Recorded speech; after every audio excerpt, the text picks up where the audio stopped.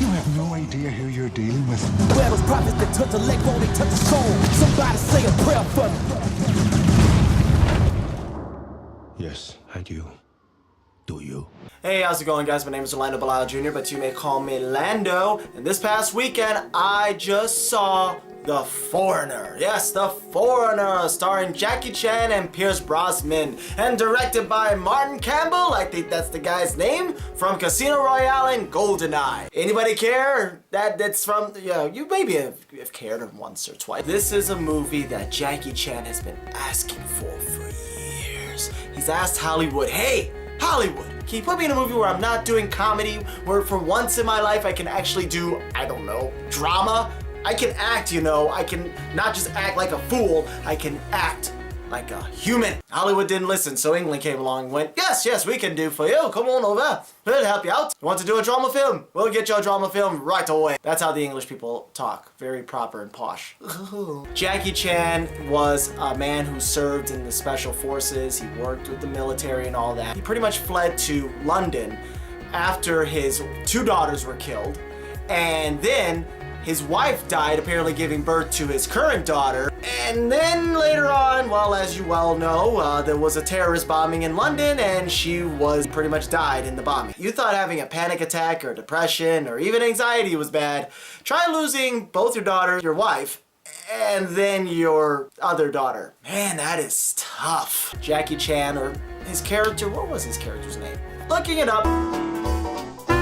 I can't pronounce the rest of it, so I'm just gonna call him Quan, because that was his name in the film. Quan, he wants to talk to Liam, a politician, if you will, played by Pierce Brosnan. His name is Liam, and every time I call him Liam, I'm accidentally saying Liam Neeson. Both are Irish, and it's really tough to really just go, it's played by Liam Neeson. No, Pierce Brosnan. What's the difference? Pierce Brosnan apparently was a former IRA member, and now he turned to a politician. And apparently there was obviously after the bombing occurred, Quan does a little research and realizes that there's a possibility this guy Liam might know who the names of these bombers are. So he demands that he knows the names, he demands he gets them, and he goes through all costs possible by bombing. He bombs a bathroom. He bombs a car. He bombs a farm. He just loves bombing. I don't know, it's just like this whole movie is pretty much about bombs. Boom to this and boom to that. We're gonna bomb a bus. Let's bomb a computer. They bomb a computer. You know, it's not like it's the first time something's been bombed by a computer. I look at this and I'm thinking to myself, okay, if this had been a rational movie, perhaps in one end, Liam's character, or Pierce Brosnan's character, could have looked at this and going, Quan, I understand you're going through some stuff. I understand what's happening. You really want to know what's going on. You really want to know what's happening. Fine. We'll work together. We're going to work this out.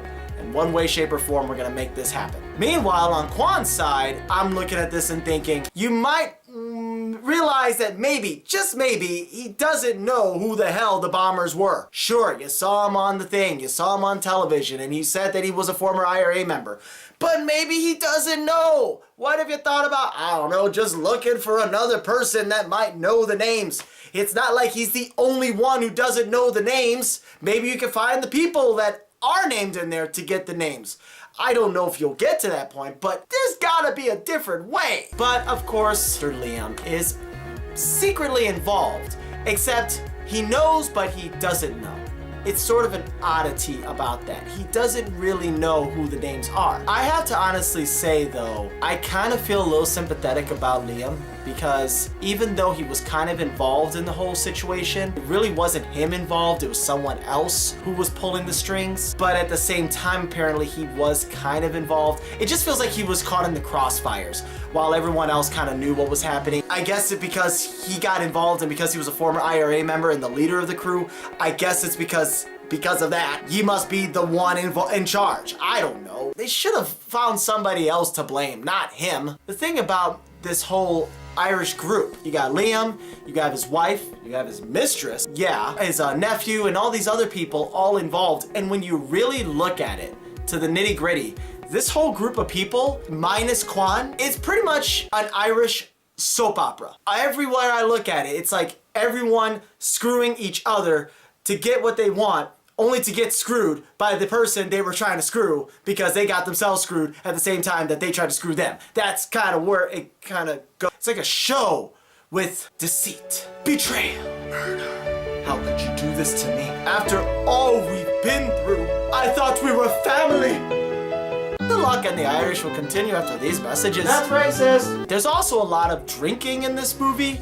I mean, everywhere you go, everyone seems to be drinking in this soap opera family. They're all drinking, from scotch to whatever.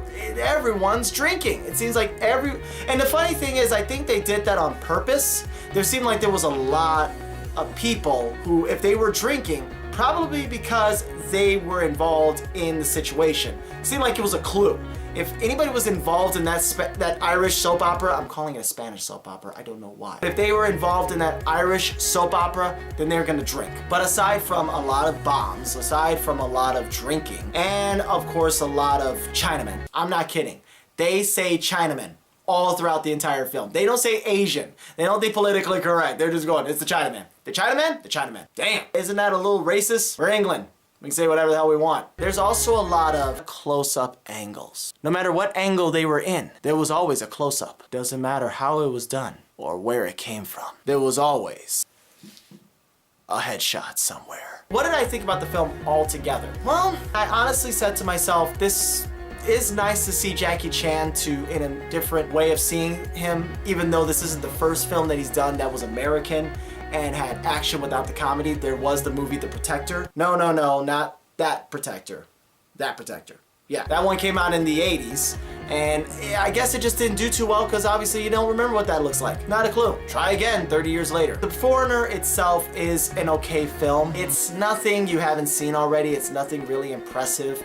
Nothing that makes you just go, whoa, and wow, and ooh. It's trying to be clever, it's trying to be unique in a sense, and it's trying to have ideas, but at the very end of the film, it just feels like another standard action flick. You just wait for it to rent. Is it worth your time seeing it in theaters?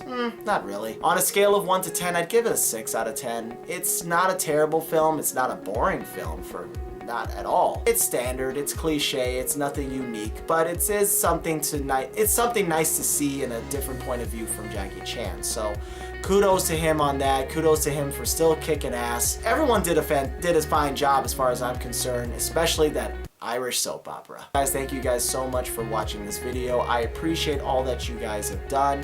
I am hoping we can get to this channel to get 500 subscribers. I want 500 subscribers. Can we make that happen? Please, let's make it happen. And if you haven't done so, follow me on Instagram at YoumaycallmeLando, as well as on Facebook at Orlando Belial Jr.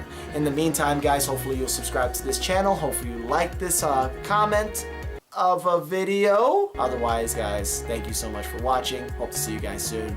In the meantime, you guys take care, and as always,